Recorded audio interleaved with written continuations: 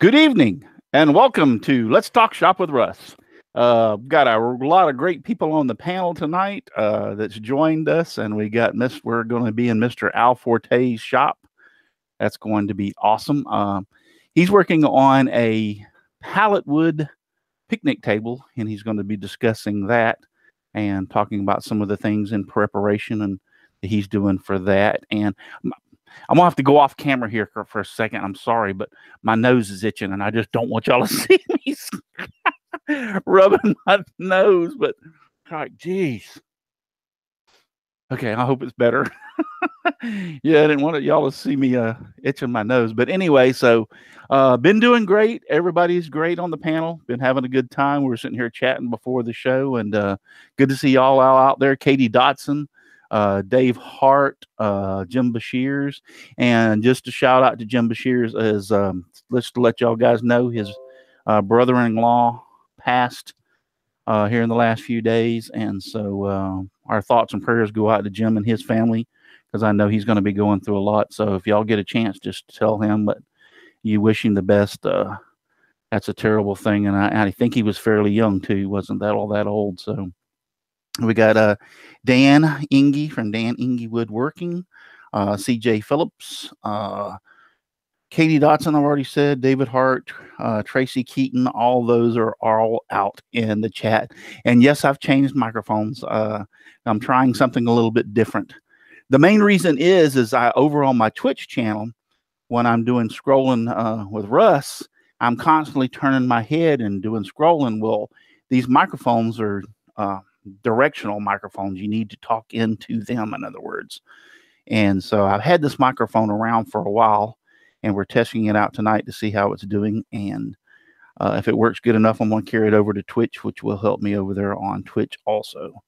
But it will, that way when I turn my head, or even when I'm doing this show, sometimes when I'm showing off stuff, actually I've had this in a box for like 2 years, and I decided to try to find it and had to look all over the place to dig it out. But I hope it improves my my volume out there. So but other than that, we need to a couple of things we need to talk about before we get to Al is let's just go ahead and talk about my wonderful sponsors, and they are Devobal Technologies.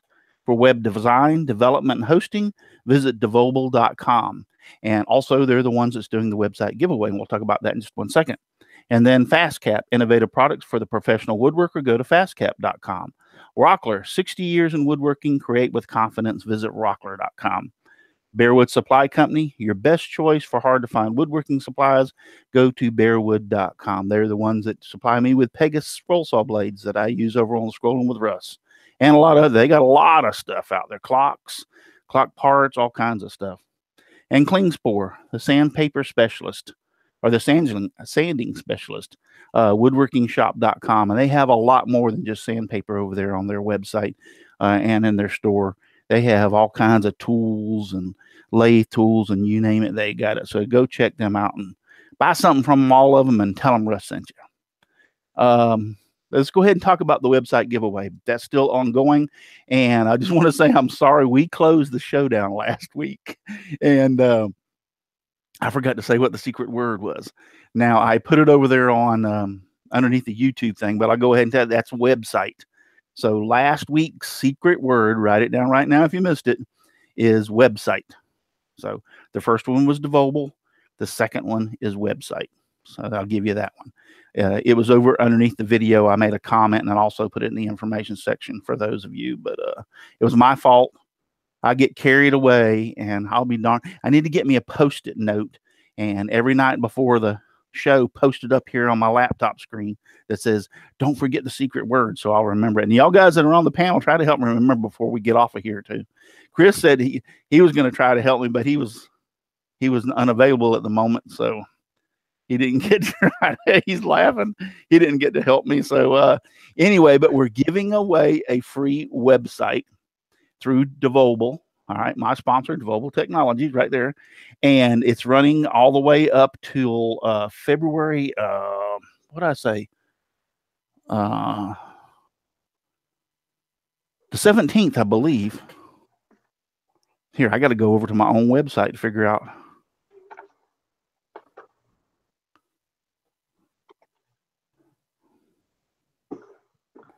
Okay, I got no response from anybody over on Facebook, so I'm closing that out.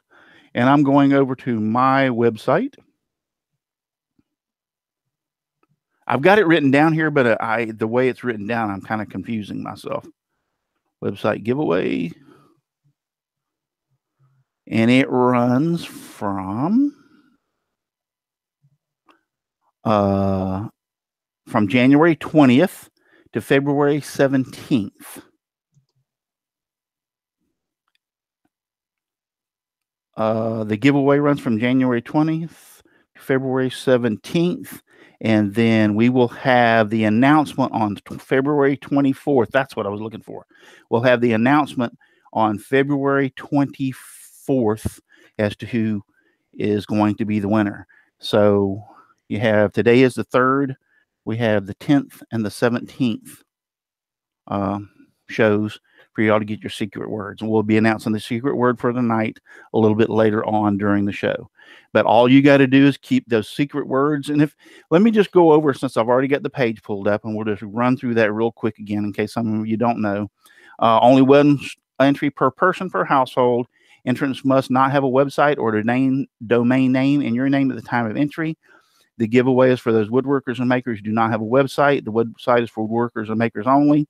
In order to enter the giveaway, you have to subscribe to Simply Wooden Creations on YouTube and also follow us on Instagram, Twitter, and Facebook.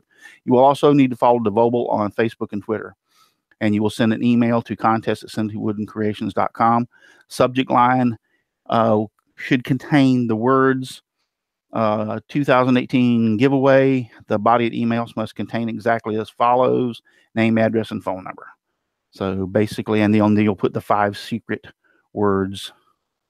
And I was reading all that over there off on website. So if you'll just go to simplywoodencreations.com, go across the top menu bar to challenges, it'll drop down. You'll see giveaways. That'll open up to 2018 website giveaway. And that's all where you'll find all the information. I can also put it in the information after we get off the show. So y'all have it out there. So that's that. Next, let's go ahead and real quick, let everybody introduce yourself. Let's start off with Brenda. Wake up. Let me get the microphone turned on here. Hi, I'm Brenda G. Brenda Gibson from Brenda G's Designs. I have a YouTube channel called Brenda G's Design. I have a Twitch channel called Brenda G's Designs. And I have an Etsy store called Brenda G's Designs. So you'll find all kinds of crafts and things that I make there. I make soap. I make all kinds of artwork. I make jewelry. I make dream catchers. You'll find all kinds of neat things, and I teach all kinds of neat things on both.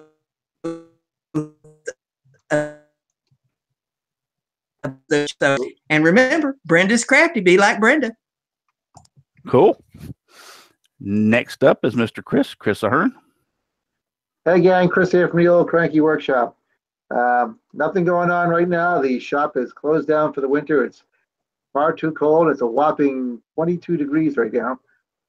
So everything out there is shut down, unplugged. The lights are off. Hell, I even swept the floor before leaving. So we'll get back out there in March and we'll be back and making some projects. So, but until then, we're going to enjoy yet another Super Bowl win tomorrow. So, go Pats. You hope. Ah, please, give me. It's Eagles. Come on. All right, let's go to Ken. Wake up. I had to unmute it. My name's Ken from Moon Pie Creations. You can find me on Instagram, Moon Pie Creations, and on Facebook, either Ken Moon, or you can go to my Moon Pie Creations Facebook page. Good. And yeah, you got to say 25. Please forgive me, Russ, for not being on last week before the show's over. I told you I had priorities, and my girlfriend said she's a priority, so I couldn't. No. You tell your girlfriend that that's not true. I'm the priority. Well, this is a PG show, and next is Paul. Hi, everybody. Paul Corliss from Paul's Messy Workshop, and I'm Paul's Messy Workshop on YouTube and Instagram and .com. And Russ, a little bit ago, out in the chat, Dave Hart said that with that microphone, you look like Garth Brooks. Garth Brooks. And I think he needs new glasses. Yeah. Because there ain't no way that microphone makes you look like Garth Brooks. Yeah. Yeah, he definitely needs these glasses. Hell, I think he needs new eyes. And then Shane and Shelley. Hi, everyone. My name is Shelley Cole. Some of you know me as Mom. I have the YouTube channel, Know What Mom Knows. And I want to invite everybody to my channel, Know What Mom Knows, next week, Friday night at 8 o'clock Eastern time. That would be 7 o'clock for us here in North Dakota. And I'm going to have the first ever Sawdusto show.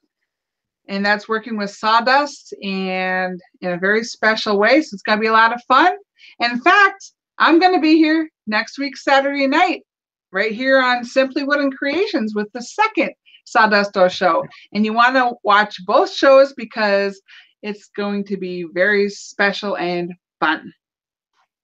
Here's my handsome husband. Hi, everybody. I'm Shane. You can find me over at Shane's Hobby Shop on Facebook, Twitter, Instagram, and any other social media. Oh, and Twitch also, Shane's Hobby Shop, but with the underscores on each letter. I do got a Devobal website that was given away free, but not my website. It's under shaneshobbyshop.com. It is sponsored by Devobal, so go check my website out. Got some free plans in there for you can have. It's a PDF form. And again, got a little section there for you to show off your own project if you like. That's under the community tab.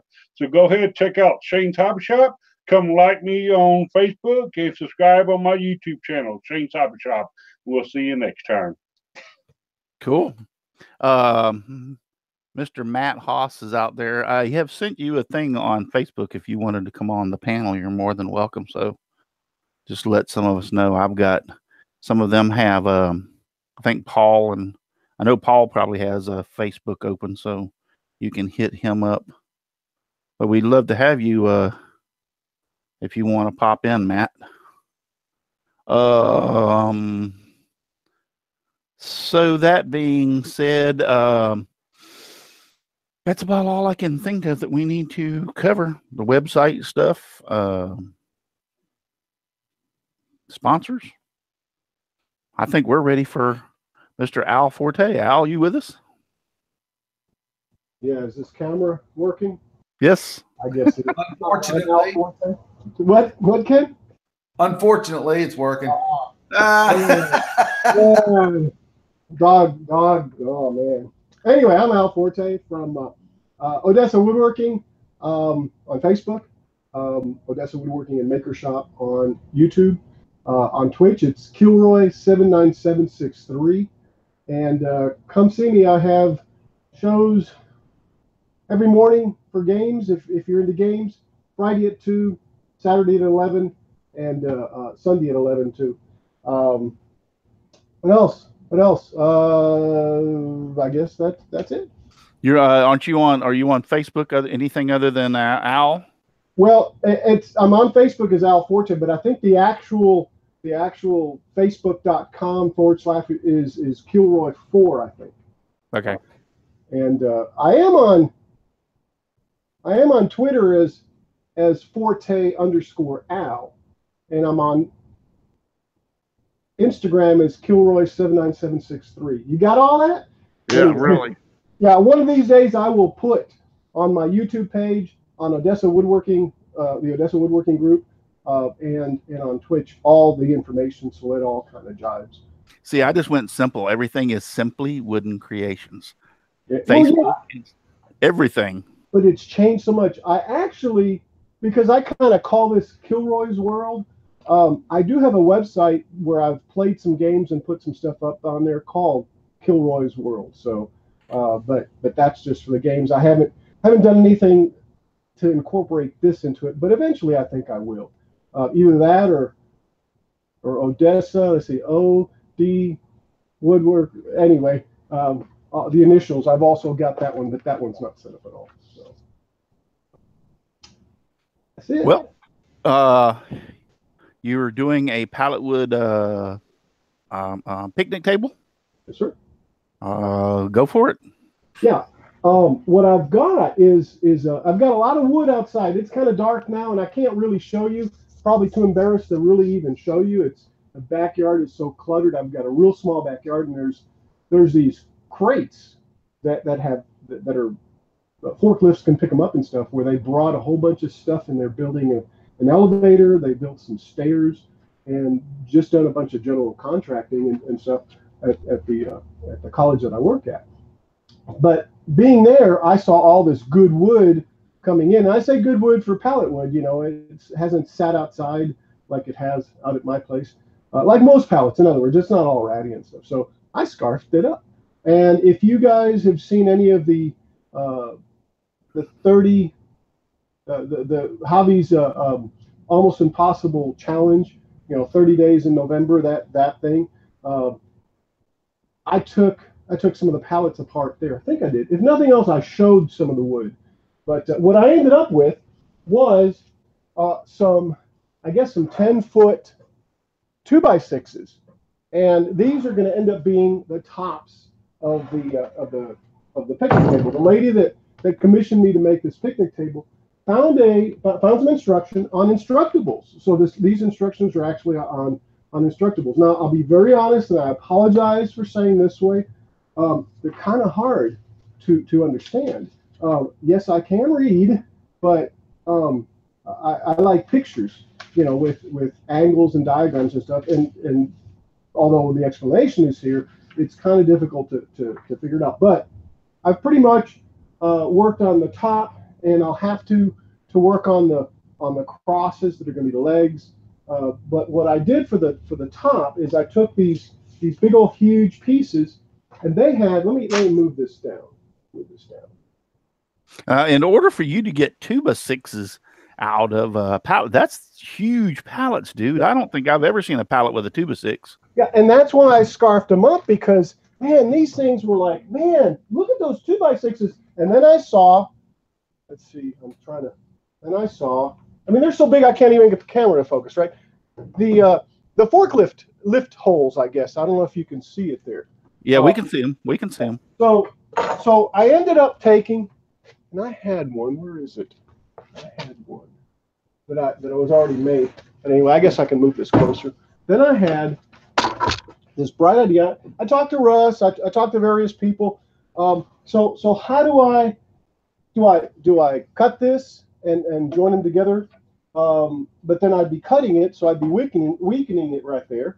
Yeah, I could have lap jointed them and stuff, but then I would have had to cut them here, you know, over here, and I would have probably wasted this whole piece in here. So what I ended up doing is I ended up cutting a piece out, and like I'm saying, I thought I had one for show and tell, and it's gone.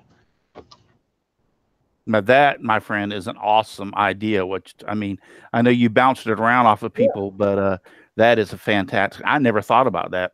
I cut a piece out of another 2x4. I measured the width, and you should have seen the first one I stuck in the saw to rip the 2x4. It kept binding, and it kept kicking back, and I'm going, what the heck is going on? And there was a high school friend of mine that is in Britain that happened to log into Twitch because I was doing this live. He says, maybe the 2x4 is bent. Yeah, you know? bent. And I didn't even think about it.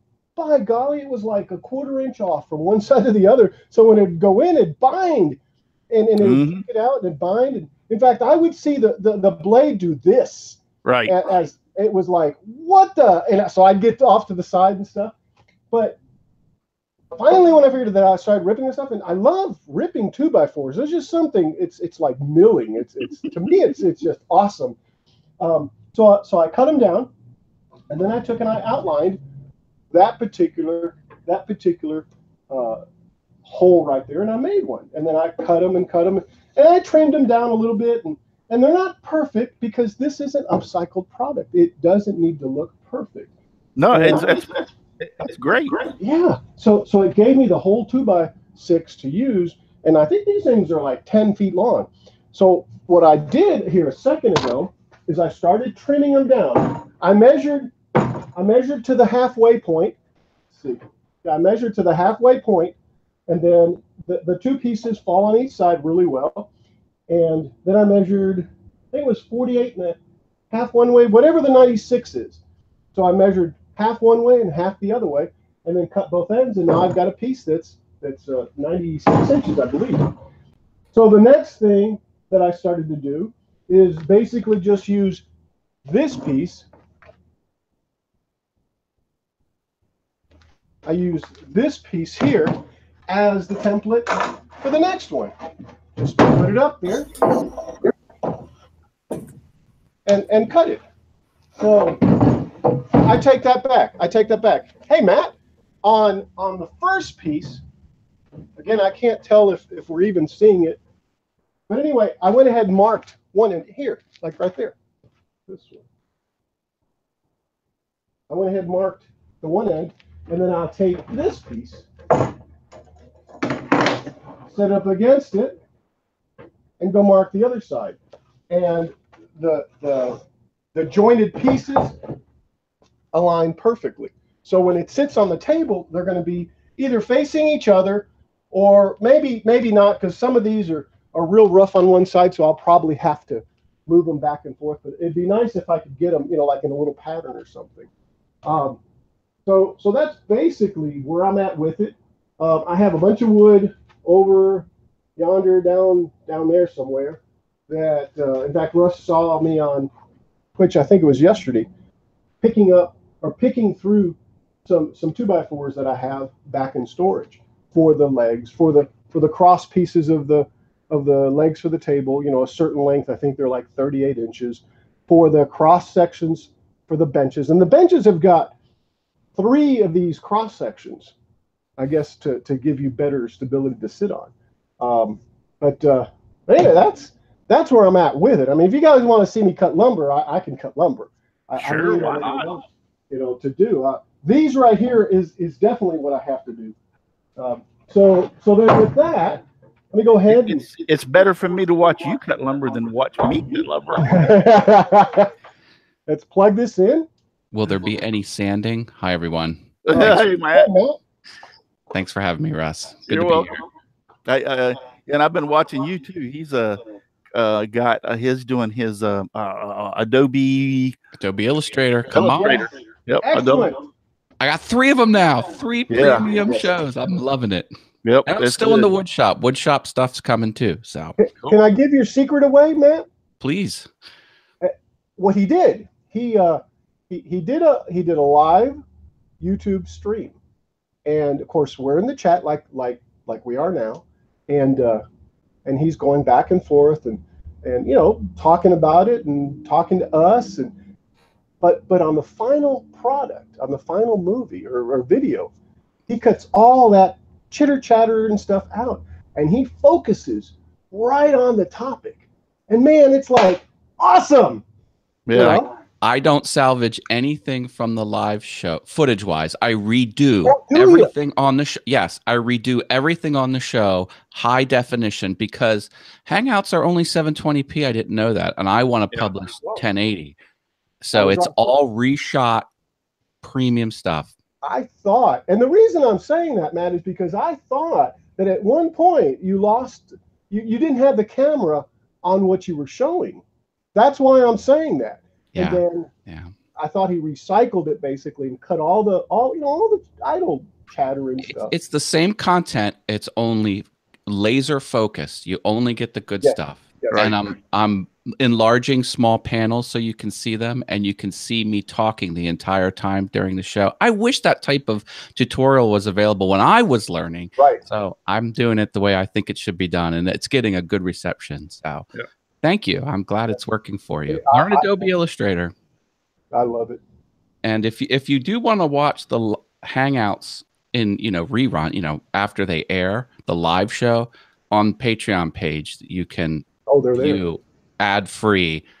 You just the live show if you want that type of commentary with the chat back and forth with the interaction. Yeah. Correct. Cool. Correct. trying something new. I mean, hey, having fun. All right, real quick before you cut, Al, let me holler at there's Tracy Keaton. Becky's Texas Woodshop is watching us. Thank you, Becky. Wolfcraft are all out there. Katie Dotson again are in the chat. Running back up to see if anybody Inspired Woodworks is out there. Hi, Becky's Texas Woodshop. She joined us. James Parker, Tom Spillane. They're all out there in the chat joining us. And Buster Stott, S-T-O-T-T. Do you receive my recipe box pattern? I don't know. I'll have to look and see what you're talking about. Buster Stott says, Russ, did you my recipe box pattern? I'll look into that. Okay, so Inspired Woodworks. Yep, I just wanted to shout out to some of those who were out there in the chat. So go back to your job, Al. Okay, well, I want to say something. Just I don't know if I should plug it or not, but yes, my shirt does say Twit TV. Twit TV. Okay, and really it's something that's really pretty cool. If you guys haven't ever heard of it, it's This Week in Technology. Leo Laporte. A long time off of G2 or G3 satellite, I believe. He had the screensavers, and actually has the new screensavers now. And I'm plugging my guest because there's so much technology on that show, on those podcasts that teach about computers and stuff. And I got a T-shirt from him, I guess. I don't remember what's on the back. I don't know if it's the shows, That's all the different logo. shows. It's the logo. Or that's just the logo. Okay. Al, But, look at my screen. Can you see yes. this? Yes, exactly. I visited his studios in California, and he gave me that. Yes. Yeah, Big fan. Leo's quite a card. Quite a card. He shaved his head. Was it on New Year's a couple of years ago?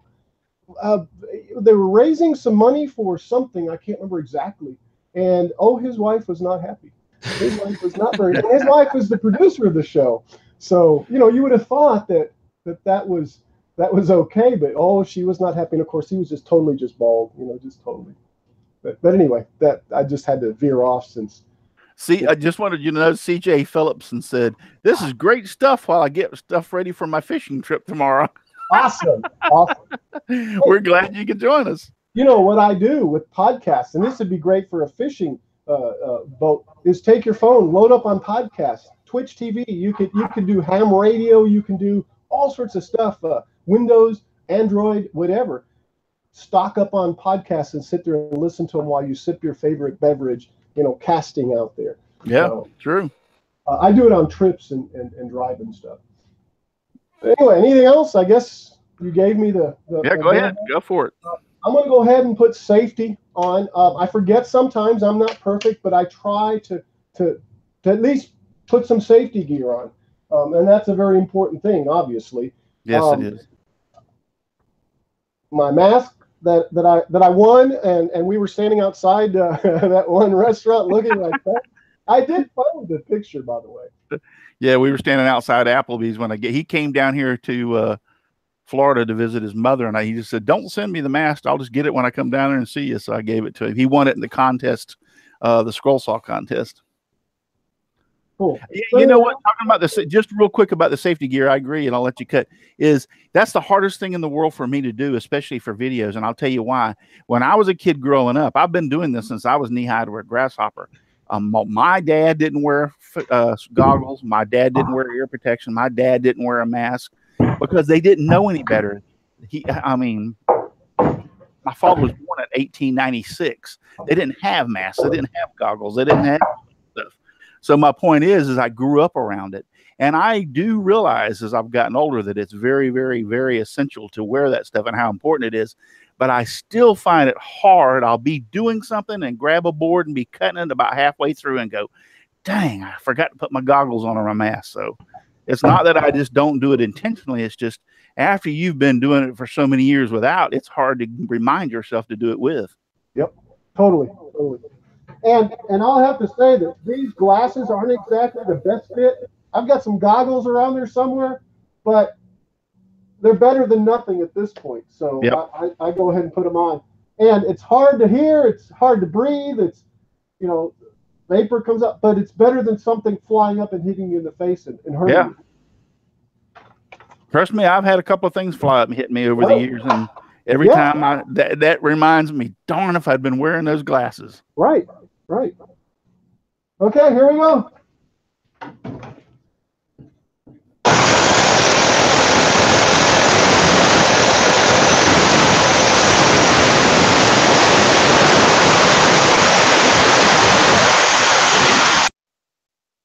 I'm gonna go ahead and mute Al, so when he comes back, we'll have to tell him. I was reaching for my volume at the same time. Yeah. That was loud. We muted you, Al. We need some music. Yeah. Well, Matt, since you didn't get to do your intro, why don't you go ahead and tell everybody where we can find you? Oh, I'm on Awesome Wood Things on the web, awesomewoodthings.com, Awesome Wood Things on Facebook, Awesome Wood Things on YouTube, and Instagram is a hodgepodge of personal and woodworking. Matthew Haas Geek, HAAS Geek, Matthew Haas Geek. Cool. Yeah. And do a vlog channel, Awesome Fun Things. Yeah. So I'm trying to put my adventure to the outdoor hockey game that I saw. Outdoor in Pennsylvania in the wintertime, people go outside and watch professional hockey. I had no idea. Pretty cool. Yep. I think that was ingenious, though, the way that I think he said you come up with the idea, Paul, about not putting those pieces into those notches. Or you had mentioned that. The ones that Al's using. Yeah. Yeah. That's ingenious. I mean, that saves a whole lot of lumber right there. And hey, it's pallet wood. The lady wants it made out of recycled material, so to speak. And so that's perfect. It don't have to be. We were talking about it, and I says, if you're good enough to cut them to fit, that ought to work. Yeah. Well, it don't have to. I mean, she knows it's coming out of reclaimed, recycled wood, so to speak. So it hasn't got to be perfect. Yeah. But that sure saves a lot of lumber right there. I'd have probably just cut them holes out. Yeah, I probably would have too. But like I say, and now I will think twice before I do that. Seeing this. Well, did you notice that the cuts were curved at the, Yeah, that I think what I don't know if he did or not. I didn't pay that much attention. All you got to do is just take a jigsaw or whatever and square them up and then cut the piece. Yeah, I would have squared them first. Yeah, Yes. I would have probably cut them straight. Or Yes. use the hole for a template. Yeah, either or. But if you just square those corners off, it might have been a little bit easier. But either way, scroll saw, because the bandsaw wasn't doing as good, but the scroll saw, man, loved it. Yeah. A scroll saw will cut an 1.5 piece of lumber, whether you get the right blade on it, whether it be pine or whatever, and it'll cut it. And you have a lot more control too. I can't cut a crooked cut with the scroll saw. I'll tell you that. I tried it on that Make challenge that Jamie Page did. Man, I tried to use that scroll saw, and I did it. But wow, yeah, I give you props there, Russ, because I suck. Well, it's just like a lot of other things. It's practice. I tell people I've been scrolling for over 30 years. So if I wasn't good, if I didn't get good after that time, I could just forget it. It's like tying your shoes. If you can't tie your shoes by the time you're 30 years old, something's wrong.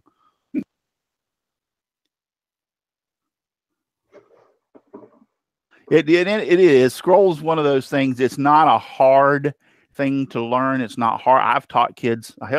My nephew or my grandson, he's like 4 or 5 years old, and he cut out. We just did his Pinewood Derby car, and he cut it out by himself on the scroll saw.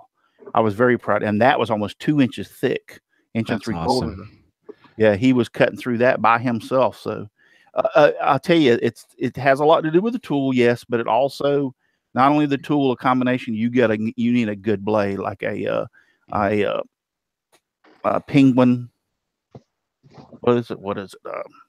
That I get from Bear Woods. Modified geometry. Yeah, the modified geometries, or a good Flying Dutchman. That's what I bought a whole bunch of Flying Dutchmen. Yeah. But I was really impressed. I was going to see if you can send your grandson over to help teach me a little bit better. Yeah. Scroll saws are great, especially for children. They're one of the safest tools in the wood shop. Yeah, they are. Because you essentially have to push your finger into the blade deliberately in order to get hurt. I've gotten hurt on the bandsaw pushing. Yeah. That was it. That's all it took. That's all it took. I have plenty of scraps. I got a lot of respect for that bandsaw, buddy. That'll take your fingers off. Yes. I'm telling you, the most dangerous, overlooked tool is the drill. Hey, Matt. Robert Evans out in the chat saying, Matt, that's one sweet mic you have. I still remember the video of yours on that mic. Yeah, so you can pull that up on the archives in Facebook. Had the Barry White going on it. Oh, yeah. I've had audio issues my entire YouTube career, and I couldn't figure it out. So I bought, this is the same mic that Leo Laporte uses, the podcaster Al was talking about. Yes. Is it a Heil? Heil PR40. Yes, the Heil PR40. It's the best mic for the spoken word on the planet. It's not the most expensive, but it is the best. Like there's nothing better than it. It's how much it cost? It was 300 something. With all the extras, it was $5. Mama don't give me enough allowance for that. Is there a cheaper version that costs like $15? No, not a Bob Heil. Bob Heil helped or worked with sound for some of the concerts and stuff. And I'm trying to remember who it was. It's on the tip of my tongue. But with one of the famous rock stars. Gosh, I can't remember his name. But anyway. Heil started out as ham radios. He wanted a better mic for the hams, and then he whatever he did, it's perfect. It only picks up in front. I've seen these in like conference halls, people doing podcasts. You can't hear anything except what's directly in front of it. It's the best off axis you can find. Anyway, they are the very best. James Parker out there said my granddaughter came to visit here a while back, and she got on my scroll saw and she took to it and started to make her own patterns. That's awesome, James. I love it. That is awesome. You guys were talking about the drill being dangerous a little while ago. Yes. Yeah. When I got my drill. I've got a shop confession, if I can.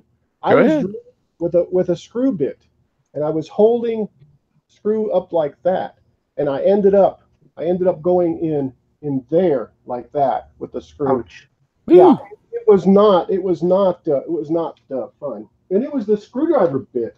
Holy mackerel! Yeah. Did you get your point? Anyway. Did you get your point? I got all right. I got all four of the little styrated points. Oh. So I've got, and I don't know what time it is. 7:40. We got 20 minutes. Oh, we got plenty of time. These 5 pieces, and this is in essence going to be the tabletop. So I'm going to kind of square them up. I'll eventually, and I'm going to probably go a little bit off the plans, but I know enough of what I was reading in the plans. I'll try to line them up, and then I'll eventually come down and drop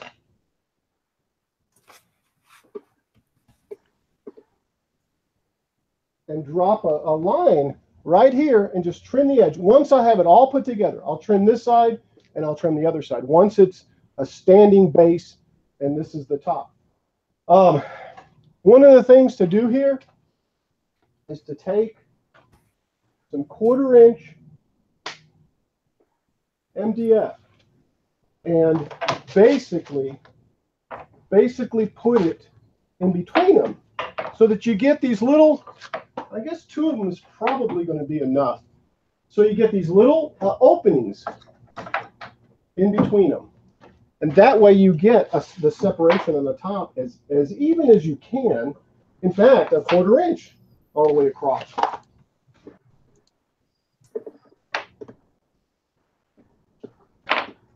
Now I'm seeing something. I want the best piece on top, right? So it's because it'll be the top of the top of the table. And yeah, Matt, you mentioned earlier, you asked if there was sanding involved. There will be. There will be. I'll take these through the drum sander back there and at least pop the top side off. I'm even thinking about rounding the edges off with a roundover bit. But so far this doesn't feel bad. Or take an oscillating sander and oscillate and and clean it up there. But yeah, it will be at least a little smoother on the top. The surfaces. Can I make a suggestion there, Al? You bet.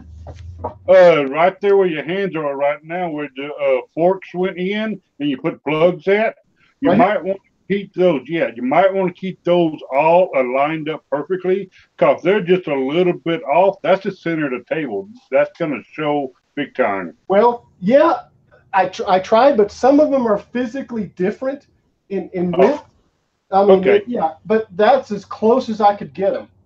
But I understand what you're saying, because it's like if I try to put this one here, and that's aligned there, it's actually off over here like an inch.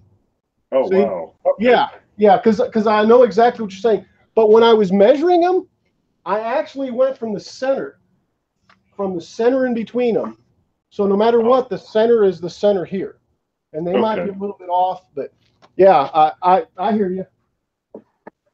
So at this point, when I was looking at these, I noticed that one side was better than the other. And this one's pretty good all the way around. There's a knot there, a knot there. Well, the knot is there, not there. But anyway, so I guess this is my top part. Not, exactly. Is that a double negative? Yeah. Or no, I was supposed to say not. You're supposed to say who's there. Oh, who's there? Not who's there? Orange. So, or no, banana. And I'm having to revisit this again because I think they're not on the sides.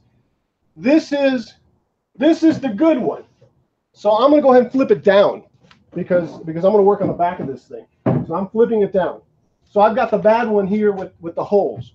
Okay. I'm going to look at this one. I've got a big old knot there.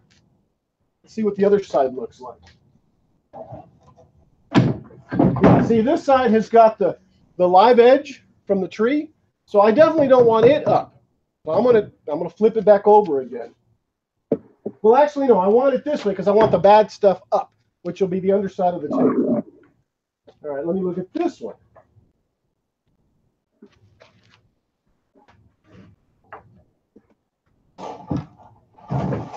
Again with this one, this is really evident here. This right here, I don't know how well you could see it. Oh, we can see it. That's a messed up piece of board right there. Yeah. But that is the bottom. So that'll go to the bottom. Okay. And let's look at this other one.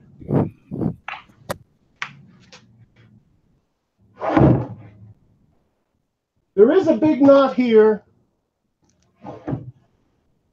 Overall, though, this part looks better for the top. I'll sand and stuff, so it'll look better. So I'm gonna put this one with the knot up, and then this one's a no-brainer. I can already see the live edge here. So that's the way it needs to go.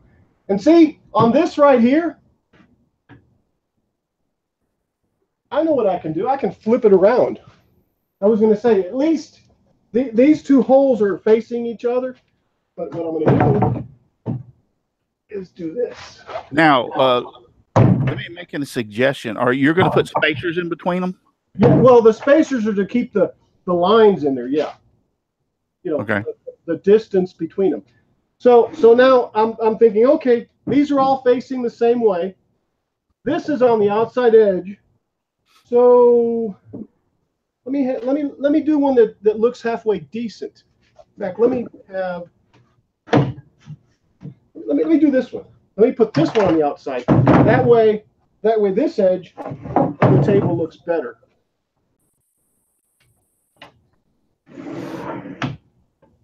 There we go.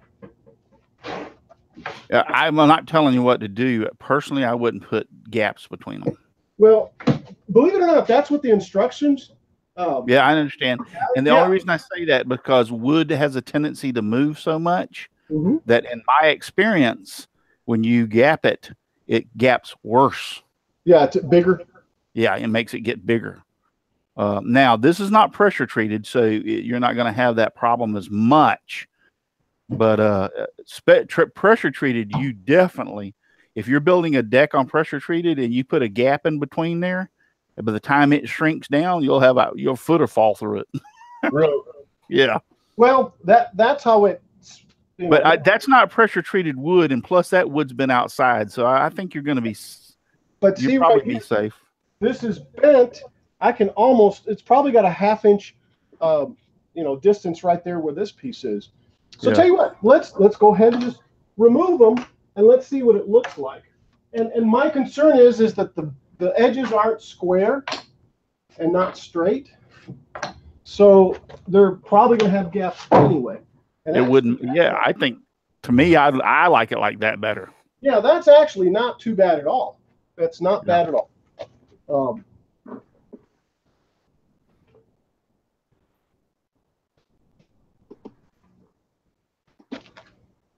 Yeah, it's going to dry outside and it's going to move outside. It's a picnic table. It's going to have contraction and expansion over a period of time. Shane, you just built a picnic table, didn't you? Yeah, I sure did, but I put the spaces in there. Oh, yeah. And so far, the only thing that's warping on mine right now is the actual ends of the seat slats. Okay. That's the only one. One went down, while the other one went up a little bit. I'm actually going to give that picnic table away to a local charity down the road here, and then I'm going to remake the picnic table, but I'm going to do all breadboard ends on it just to stop that. Question out there, Al, do you have any, you got these pallets, Becky wants to know, do you have any idea what as big as these pallets were, what they were carrying? Yes. They put an elevator at the college I work at, and all the parts and all the pieces, and there was railing and there was glass fencing and stuff, glass railing and stuff. Yeah, so it's basically what all this stuff came in, and they brought it in with a pallet jack, and that's the reason those pallets are so humongous. Yeah. Well, if you're going by votes so far, no spacers wins from the crew out there in the chat. Everybody's going no spacers, Woodcraft, Tom Spillane, Bears Attic Wood Shop. Everybody's saying no spacers. Not a problem. No spacers. It is. Look how crooked. I don't know if you can see, but look how crooked. I've got about a 1/4 inch here. I know. Over there, but I'm good with no spacers. So I'm going to go ahead and take and put this. I put at least an 1/8 inch spacer. If this is a picnic table, you want it to drain off easier. Yeah, but it'll drain. The wood is not. It's not joined wood, so it's not like he's going to have drainage. Yeah, and this is West Texas. We have 12 inches of rain a year. Yeah. Well, with an attitude like that, you're never going to get any rain. Right. Another good place where you can actually is that inappropriate? Pallets is a couple of years ago, I went down to my school bus barn, and they had to order an engine for one of the buses, and it came on a pallet made out of 2x6s. Well, I grabbed that pallet, and for a pallet upcycle challenge, I made a bookcase out of it. Wow. Yeah. Nice. Bears Attic Wood Shop says it's joiner time. Oh, no. Well, get out the biscuit joint. Upcycled. She wanted it rough looking. No, it is perfect. That looks great right there. Yeah. So, I go with that. But yeah, I guess I won't do the spacers. The non-spacers win. As on big timbers like that, I've gotten where I don't put spacers in it, and we live in Florida, and I've never had a problem. The gaps will now. You're not going to glue those together. You're going to come across with backers on them, right? Correct. Yes. Yeah. There'll be a backer here. Yes. And then see, that's another thing. You're not gluing them. The water will go through that.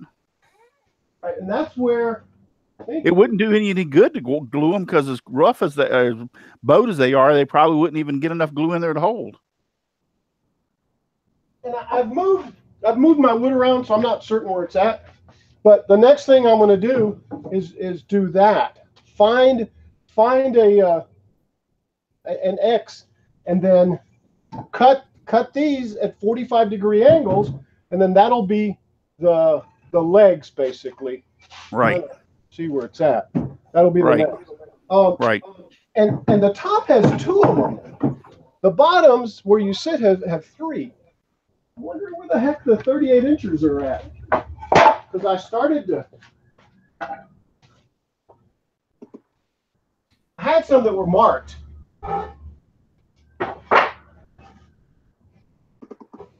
Yeah. Jim Richardson's out there saying run him through a table. So he's supposed to be rustic, Jim. He wasn't looking for a perfect picnic table. It's supposed to be rustic. So yeah, it is. It is supposed to be rustic. Yeah, you don't need to go through all that to make if you were making for a nice picnic table, then I'd say yes, but not for a rustic picnic table.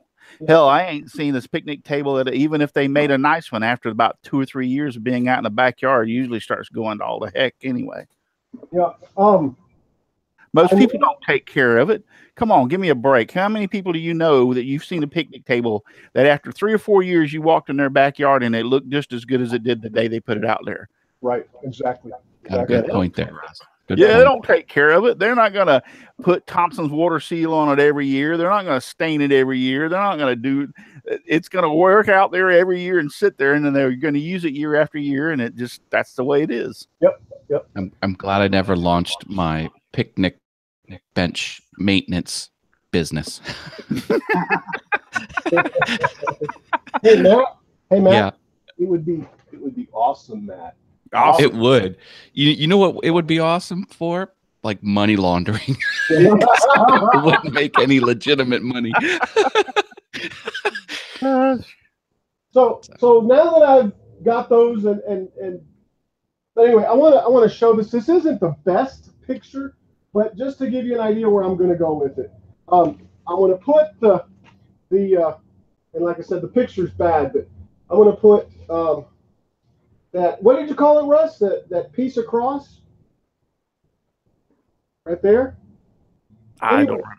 Okay, whatever you called it, there's gonna be a piece that goes across the table, Yeah. and then the legs will be Cross member brace. Yeah, it's like a cross that member. sounds good. And then the X will be there, and then there'll be a piece holding it up, Right. bracing it up this way. Right. Exactly. Yeah. So it'll keep it from falling over. But anyway, unless you want to see something else, I think that's probably. And the reason I'm saying is because I want to do a little more measurement and stuff, a little bit more to make sure that I don't cut a piece and I mess it up. So, but that's probably going to be as much as I can actually get done before I go on, I guess. Right. And I've just got some comments. Somebody said something about they built one out of cypress and it still looks good. Let me see if I can find how to make a picnic table and laundry money. You need to write a book. How to make a picnic table and laundry money. Are you serious? Is Matt Haas in there anywhere? Is an author? Mine still looks good, but I use cypress. Yeah, see now that's a different thing. Another thing too. Cypress is one of those woods that is designed to be outside. Okay. I'm talking about it's designed and made to be outside. So it looks good year after year outside. Okay. But this that Al's got right there, I can tell you what that's old yellow pine right there. Yeah. And yellow pine will hold up good outside. Don't get me wrong, but it don't look pretty. Yeah. Don't they soak cypress in swamps or something like that? Well, cypress comes out of a swamp, so it's so it's soaking in the swamp, right? It's designed. It'll hold up great. Cedar's another one. Said you were gonna stain it, right? I don't know. She didn't say anything about stain. She didn't say anything about stain. Cedar's decking stain on there, and you're good to go. Yeah. if that's what she's gonna want, it'll happen. But cedar's another wood that holds up good outside. Redwood, you can't hardly find redwood anymore. You know, when I was building houses, we put redwood fascia board and redwood eave drip on all the houses. You could come back 30 years later and that redwood would still be solid up there as a fascia board without any problem. But you can't find redwood anymore. It's just hard to get. And if you do find it, it's like $15 a lineal foot or something. Wow. It's incredible. Yeah, it's expensive. Yeah, I've built some folding picnic tables that fold from a picnic table to a bench and back and forth. Well, at first I started making them with pressure treated lumber, and thinking, well, the pressure treated would be good, and because it's going to be outside. Oh my God, it's the worst stuff to sand, the worst stuff to make, you know, smooth. And I've got the drum sander. I was running it through the drum sander. It's wet. I mean, it was horrible. I stopped making them out of pressure treated wood and knocked the price down, you know, just so that all I had to do is just go get regular white pine, you know. And I would use cedar. They've got cedar at the big box store, but nobody's said anything. So I'm kind of going, okay, we'll go with the pine. You know. If you wanted to make a picnic table like you've got right there, just out of plain old yellow pine, and you wanted it to last, I can tell you how to make it last for a long, long, long time. And it requires minimal amount of work, but it works. You get you some barn red stain and go buy you a gallon of Thompson's water seal. Yeah. One of those. You get one of those. That's what that can was. Yep. You get one of those garden pump up sprayers. And what you do is you take that, and now it's got to be an oil-based stain, like a deck stain, red, barn red. You can use black. You don't have to use, I'm just saying red. You can use whatever color you want. You can get in a different color. But you pour that gallon or that quarter stain in there. You pour that gallon of Thompson's water sealer in there, which will color the water sealer. And then you pump it up, and you just spray the crap out of that picnic table. Put that whole gallon on that picnic table and the benches everywhere you can get it. Let it dry. Use it. Do that once a year, every year. Yep. And I guarantee you that picnic table will be around for a long, long, long time. I agree with you on that, because my neighbor has a deck on his trailer. I say my old neighbor. I don't live in trailer house no more, but he does that every year to his decking. He'll spray that stuff on it and then just let it set, and I think he'd go later with a mop and just get up the loose stuff, and that's all he does. Yep. Yeah, by the way, this stuff is not just for wood; it's for concrete, wood, brick, masonry, stucco, canvas, pressure treated lumber, porous surfaces. It's waterproofing is what it is. So yeah, that's some good stuff. And like I said, if you want to tin it, I've done it before myself. I had my privacy fence. I wanted to have a little red. I just got for every 1 gallon, I would pour a quart of the red stain in there and spray it, and that's your even ratio. And you can, you buy the stain by the gallon, but you ration it out into quarts, or pour a lot of it into a 5-gallon bucket and mix it up that way and just pour it over. But you just take a regular one of those garden sprayers and just spray it and get it good and saturated. And the stain mixes well with the Thompson's water sealer. They complement each other, and it looks great. I mean, it looks. My swing set for my grandkids, it's dark out there. You can't see. It's right there on the other side of that window out there. I do that every year for those, and it works great. It's easy too, but you have to be consistent. You have to go out there every year, and you have to spray it. And so what is a picnic table? A Thompson's water seal cost you what? $12 a gallon? I don't even think it's $12. Let's see if this thing still has it. I don't see a price tag on here. I don't think it's more than $12 a gallon. I don't even think it's that much, and a quart of stain. So it costs, let's say $20. You do that once a year for $20, and that picnic table will last you a long time. And there's another thing that people don't understand about pressure treated wood. The secret to pressure treated wood is that it needs to dry out after it gets wet. Pressure treated wood will rot. I don't care what you say. I've seen it. I know it. I've been in this business too long. What it rots from, if it's left on the ground and the ground stays continuous wet. What pressure treated wood is designed for is to get wet, no problem. It keeps the bugs out of it and everything else, but it also needs to dry from time to time. So if it can dry, it can get soaking wet and dry, it'll still last for a long time. I'm sitting here laughing and feeling old. This thing has got a date on it, and the date is 3/12/90. So holy crap! Oh, I've had man. file for 28 years. Wow. Wow. Or this, yeah, that's amazing. That's amazing. 28 years. Yeah, I'll tell you the best stuff in the world that would not allow wood to rot and also would keep the bugs out of it. Termites didn't like, nothing liked it. And that was the old creosote stain. That's what they used to, your old telephone poles that had that black, nasty looking stuff all over it over the years. They were soaked in creosote. Fence post, when I was a kid growing up, used to be soaked in creosote I stain. bought some plywood that was creosote stained and built an 8x8 little They shack. discontinued it because it has some really bad, nasty, not environmentally safe and not human safe components in it. That's the reason they quit using it. Now, my dad used to do something that was pretty cool. He used to get the old black 5-gallon bucket of black roofing tar. Well, he would get it and he would mix it with some diesel fuel so he got it into a thin state where it would actually coat something. And all the fence posts that we would put them up, since they quit doing creosote stain, he would dip the base of the fence post into that bucket of that tar and roll them out and let them dry for a while. Then we would put them in the ground to protect the base of the posts. Good idea. Good idea. Yeah. Definitely.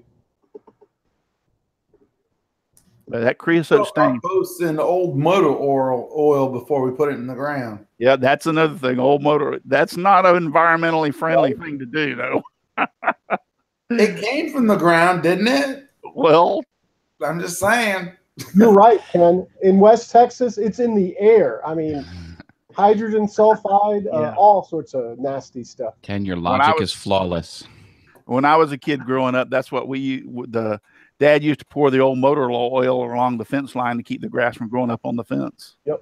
My ex-father-in-law walked out. He was changing his oil. He popped open and just drained it into the ditch and then put his nut back in. I was like, what are you doing? He's like, what? Yeah, that ain't environmentally friendly anymore. Yeah, we used to change our oil right over the sewer grate on the street and just let it drain away. Yeah. All bad stuff. Oh, man. Only if you're caught. You go to jail if they caught you doing that stuff now. Only if you're caught. Yep. Right. So what I'll do is on these instructions. Here it is. Woodcraft. Hold on just one second. Woodcraft said creosote is nasty. All the piers and the Navy has is held up by creosote post. Yes. The piers was soaked in creosote that we put in the ocean, and the ocean wouldn't even touch that stuff. So go ahead. I'm sorry, Hunter. All right, I'll go ahead and put the URL in a message down below in one of the messages. If you guys want to look at the plans and stuff, it's on Inventables. So I'm not certain who actually wrote it, but I've seen some that have different figures and stuff, angles and lengths and stuff that help like on the folding picnic tables, but it got me started anyway. And it's there. It's just that I'm having a hard time processing it. But also, you can go to my website, Shane'sHobbyShop.com. In the free plans section, I got a PDF form for plans for the picnic table I built. And also, there's a link to the video of me showing you what to do step by step to build the picnic table. Quit spamming us, Shane. Hey, Shane. Hey, Shane. Yeah. Did you use Sawdusto on it? No, not this time. No, Shane did an awesome, and I think most of you know this, an awesome bookcase that the trim on it was Sawdusto. In fact, I remember, is it over here? I'm going to start banning Shane from the show from spamming. I had some molding that was really, really, really pretty. And, here it is. Duh. like this, okay? Yeah. And I'm sitting there thinking, hey, that could have been made out of so. In fact, it kind of reminded me of the pattern that Shane used. Yeah. So Yeah. Yeah. I think I actually got a mold for that pattern that I can do Yeah. sawdust OEM. yeah. So Next weekend I'll touch on that. I'll touch on that. That's How we on made another show. Right now we're talking about giving me a bass coat. I just want to point something out. Inspired Woodwork said that and burning tires, Russ. Yeah. When it would get wintertime around here in the orange groves, they would run out. They wouldn't have enough what they called what was the name of those pots? Kerosene Mud pots? pots. Yeah, Mud they were pots. smudge pots. Mud Thank you. pots, yeah. Yeah, they what it is they would have this base and a stack on it, and they put diesel fuel in and light them off, and the smudge pots would burn in the orange groves to keep them from freezing at night. Well, when they ran out of smudge pots, they'd go get tires and actually pour the diesel fuel on the tires and light a car tire on fire in the middle around in the orange groves to keep those trees warm. So you talking about waking up the next morning, if you lived here around in Florida, especially Polk County, the county that I live in was actually at one time the orange juice or orange capital of the world. We produced more oranges here in Polk County than anywhere in the world, including California, right here in this county. And so Well, you tell me would, something. yes. Why is it when I visited my mom, my family lives down in Lakeland. Why is it that when I went down there to get oranges, I love oranges. That's probably my favorite fruit. They were California oranges. They were not Florida oranges. Because Florida oranges aren't good to eat. Yeah, they got rid of 2 or 3 things happened. Number one, most of the orange groves that I knew as a kid are now subdivisions. Wow. They got rid of them. And number two, we had such a big problem 10 or 15 years ago with that citrus cancer. Yeah. Or citrus, not cancer, citrus canker. Yeah. And it eliminated, they had to take groves after groves and just take big bulldozers and bulldoze the trees into piles and set them on fire. That's the only way to get it. There's no medicine, there's no insecticide or fungicide. You have to pile the trees in piles and burn them to the ground to get rid of it. I remember when that canker epidemic happened. Yeah, I forgot about that now. Yeah, so between that and a few other things, it's just the citrus industry in Florida is a bust. They still have oranges down towards Lake Wales and south of us, over the south, I would say the southeast corner, still has a lot of oranges out there. But kind of like Paul said, most of our oranges are produced here in Florida now or for orange juice. They do the orange juice thing with them. Well, I mean, the weather is a big problem with all that too. That's like up here in South Carolina. My county produced more peaches than all of Georgia combined. And then about 15 years ago, the weather had changed so much, we stopped doing peaches and started selling off for industry. So yeah, I used to live in Hialeah, and when I lived in Florida. And we used to go out to our backyard and get the oranges off the trees.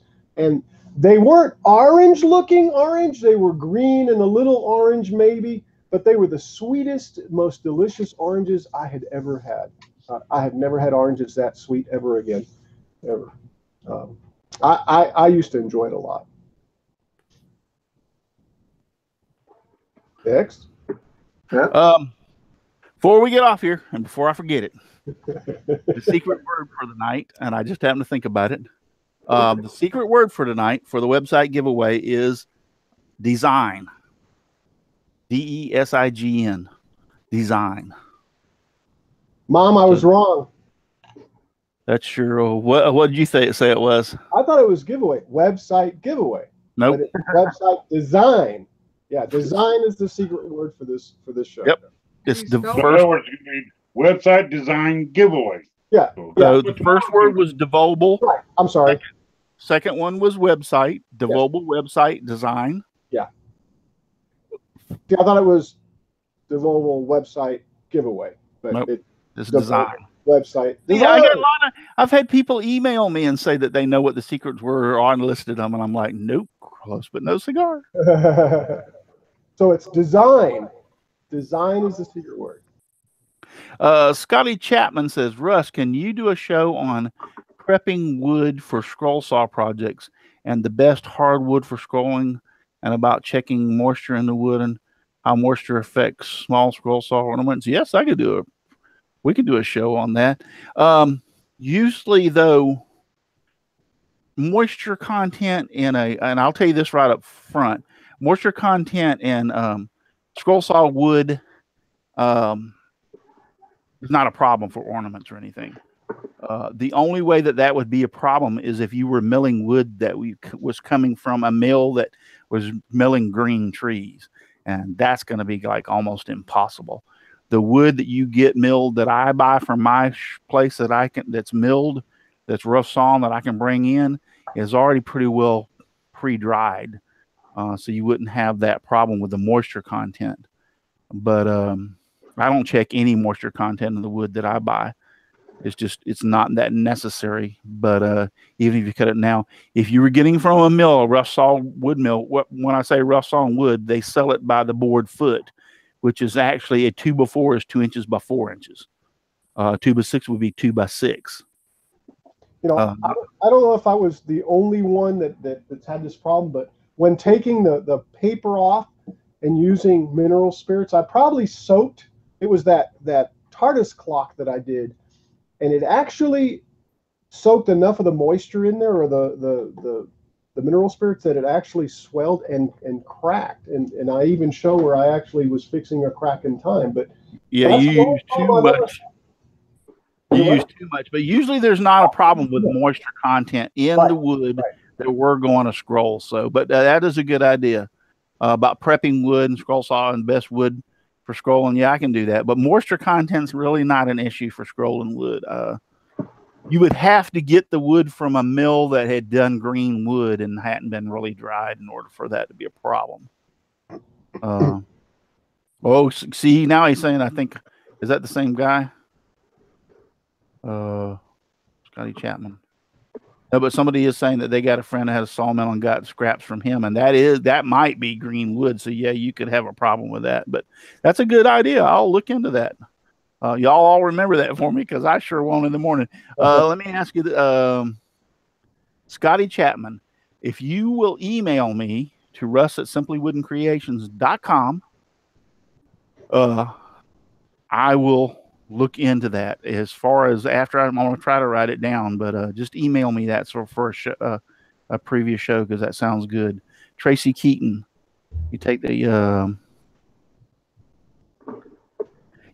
challenge out of it if you give the secret words. Well, I got to give you the secret words, or I just wait till the last night and get them all at one time.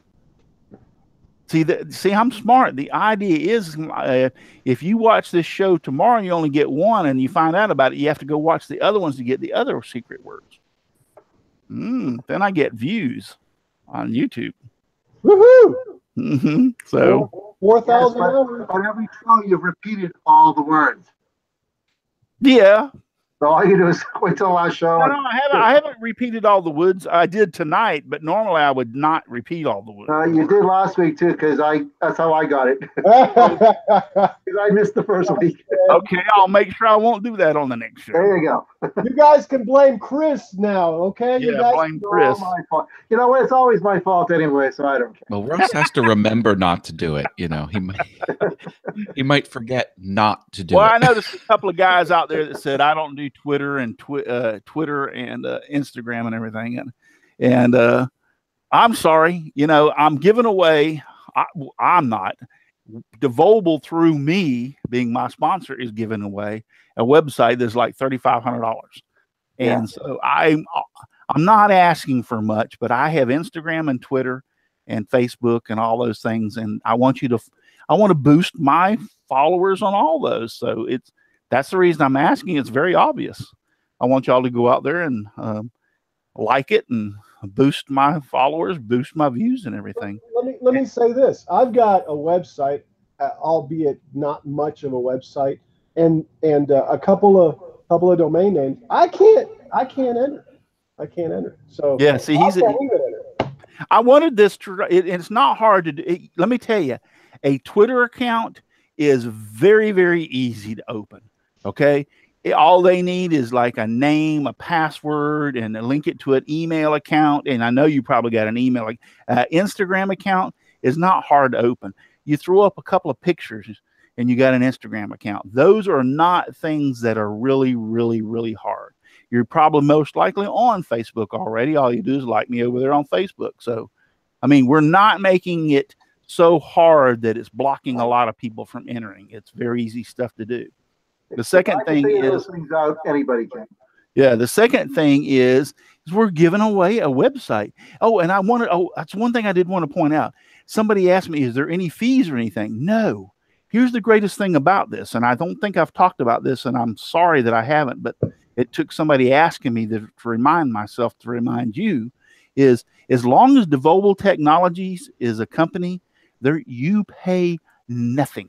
There's no yearly fee, no nothing. He takes care of it all. No hosting, Not no exactly. domain. Oh, really? Not They exactly. changed that? He changed that? Yeah, you got to buy your domain. Like, Oh, yeah, you I have got ShaneTopShot.com. I Yeah. bought that through, what did I buy that through? GoDaddy? GoDaddy. Yeah. Well, but that's different. Each person will have to buy their own domain, but that has nothing with his website. Yeah, that's the smart way to do it. And Right. it's the best way to do it because you legally own your name. Right. You buy your own domain name. And yes, you have to pay for that every year, but it's only like 10 or 15 bucks Yeah, to register. $12 a year. 12, yeah. Yeah, and if you get multiple years, they give you discounts and stuff too. So, Right. Yeah. What we're talking about, for those of you who don't understand, okay, I want to have a website. Okay. Devobal is going to host it, is going to make it. They're going to design it. They're going to do all the stuff for me. But what I need to do is go out and pay for my domain name, the name that I want to call my website. Mine is Simply Wooden Creations. So I pay this company $12 to register Simply Wooden Creations as a domain name for me. Russ Clarity owns it. It's my domain name. And then every year I pay for that. But then I allow Devobal Technologies to use my domain name to make the website, to host the website, to get all that other stuff done for me. That's how it works. So as far as hosting, design, development, and all that stuff, there's no charge. It's just you pay for your domain name. So just wanted to straighten that out. We got all that. Everybody's clear on that? Everybody give me a thumbs up. Thumbs up. Thumbs up. Okay. Okay. You know, something hit me as we were talking here. You know, you probably have an email account. Yeah, you have to have an email account to log into YouTube. Yeah. Like, duh. I mean. Yeah, you already, if you're on YouTube at all, you already have to have an email account. And another thing is if you already have an email account, they can use that, but you can also set up, and Devobal can take care of that too, set you up email accounts for your website through Google Mail. Yeah. So that can be done very easy, and there's no cost to that either. That's another thing that's easy to do. So they'll take care of you. They'll take care of you. And then I think Matt said that do we like Russ page or Devobal? You have to like both my page and Devobal pages for the contest. The instructions are on your webpage, right? Yeah, the instructions are over on my webpage. So, but you have to like both mine and Devobal stuff. But I think Devobal is only on Facebook and Instagram, or Facebook and Twitter and something. They're only on a couple of places. They're not like me. They're not spread out across the world. But yeah, go over to my website, go across the top bar to challenges. When you hover over that or click on that, it'll open up. And the first thing on there is giveaways. Hover or click over that and you'll see 2018 website giveaway. That tells you everything you need to know. I need to make a little YouTube video. Maybe this week I'll get a little YouTube video out and put on there about talking about it. But thank you, everybody. Becky's Texas Woodshop, Dave Hart, for being out there. Tom Spillane, James Parker. Thank you for watching tonight. Robert Evans, Jim Dockrell. Jim Bashirs is out there, and bless you, Jim Bashirs. I hope you and your family are doing well. James Parker. I think I already said Tom Spillane. Yeah, and John's wife passed away. Be Happy Woodworking. Oh, John's wife? Oh, really? Yeah. Okay, well, our thoughts and prayers goes out to him and his family. Wolfcraft, Tracy Keaton is out there. Dave Hart, that guy from Austin's Wood Things. Who the heck is he? Be suspicious. Inspired Woodworks, Tracy Keaton. All of y'all been out there in the chat. Jim Richardson. Just trying to go back through and acknowledge all y'all for being out there, and I thank you very much for being out there and had a good time. Al, thank you very much. That was pretty cool. My pleasure and my honor. Well, if anything, the biggest thing that I like to learn was the fact that you can take and fill those plugs, those voids in those pieces of wood to salvage them. I mean, that's a good idea. One other thing, I don't remember if I said it or not. I used the biscuit machine or cutter or whatever you want to call it, and used biscuits to hold them in the in between, and then I put glue in and I clamped them down. So the biscuits actually helped to keep them square with the tops. Right. So a biscuit joiner. Yeah, I forgot to mention that. Yeah, biscuit joiner. Yep. Yeah, the biscuit joiner. Thank you. Yeah, he put those on. He put those on there. I remember him doing that and filled them up full of glue. And what kind of glue did you use? Did you use Type Bond 3? Yeah, it was Type Bond. It was either 2 or 3. I just had it a second ago. Yeah, Type Bond 2 or 3. Yeah, it was 3. 3 and is good to go for outside. I mean, that's why I used it. Yeah, that's waterproof. Yeah, and I'm out. Yeah. So, all right, guys. Thank you very much for being on here tonight. I hope you learned a little bit of something about a pallet wood picnic table. I'm looking forward to watching your other shows later on, and also when you finished, you posting the stuff when you're finished. Anybody got anything that they want to say? I know. When's your next show, Shelly? Our dog was getting out, so I didn't hear you. What did you say? When is your live show going to be? It's here. We hold it out. We brought her out too early. I'm sorry. Next week, Friday night, February 9th at 8 o'clock Eastern time, which is 7 o'clock Central time. And that's going to be on my channel, Know What Mom Knows, where we're going to talk about sawdusto and how to make sawdusto, the recipe. And then again on Russell's show, the very next night. Can you eat it? Shelly, can you eat sawdusto? Pardon me? Can you eat it? I'm sorry, our dog is making all kinds of Can you eat sawdusto? Oh, you know what? Al has graciously offered to eat sawdusto, and I keep saying don't eat it, but he wants to try a little sample of it, so we're gonna have. Is that the one so you can put cayenne pepper in? Yes. Actually, he's gonna try it. I think on Brenda's channel sometime. Brenda was the one who brought it up, so I don't know how we're going to work all this out, but sometime Al's going to eat some sawdusto on a live show. I wouldn't do it, though. Don't put some hot sauce on it. I'll eat it. Don't do it. Brenda, when is your show? My show is on Monday nights at 8 p.m. Eastern Time. Brenda G's Designs on YouTube. And I do a live show at 3 o'clock on Mondays Eastern Time on Twitch. Cool. I have a live show. And she pops on at all times of the night, too, by the way. It'll be 2 o'clock in the morning, and I'll see her up there. It's like, what are you doing up? What are you doing up, Al? Anyway. Go ahead, Matt. 6 p.m. Eastern on Mondays. Join the shenanigans if you want to learn Adobe Illustrator. Shenanigans are welcome in the chat room. Chat room has a good time. 6 p.m. Monday. Good stuff. And then And in case you don't know that I got a website with free web plans on it. And then last but not least is Al. You can catch Al over there. He's doing a lot Odessa woodworking, or no, Kilroy. What is it, Kilroy? It's on Twitch. It's Kilroy79763.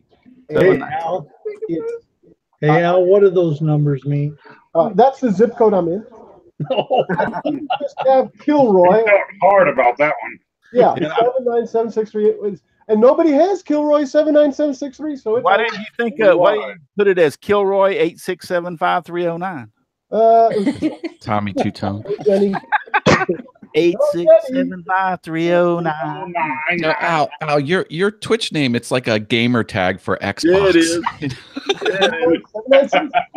I talk about gaming. I game at 6:30 in the morning. Coffee with Kilroy is what I'm going to call it. I'll get up in the morning. Sometimes I'll turn the camera off because I feel like I look like so warmed over, and I'll sit and sip on coffee and play Ark Survival, play Elder Scrolls, play everything I can imagine. I'm gonna play at least a little bit sometime back and forth, and then 2 p.m. on Fridays. Matt, your level of awesomeness is a lot more than meets the eye. I just got to tell you. Thank you. That coming from you, Matt. That's quite an honor. There's like multiple layers of awesomeness with you, Al. I just got to tell you. All right, let's get out of here. All right, guys, we got to go. Right. Thanks, Russ. Thank you very much and I did the secret word for tonight, so everybody knows that. So I can't get into trouble. Everybody's like, "What's the secret word? What's the secret word?" I know I did. I was wrong. I didn't mean to do that. I got off of here before, but good night, everybody. Thank you for almost hiccuped at the same time I said good night, everybody. Thank you for watching, and thank you for being out there in the chat. Thank you to Brenda and Chris and Matt and Ken and Al and Paul and Shane and Shelley for being on the panel. We only have one thing left to do, and that is just give me sawdust, lots of sawdust all around me and everywhere. I like it flying all around my shop and even in my beard and hair. Hey, Biscuit, sing us out. You don't have to go home, but you can't stay here. Chris, tell us, Chris. You don't have to go home, but you can't stay here. Bye. All right. Where can I go?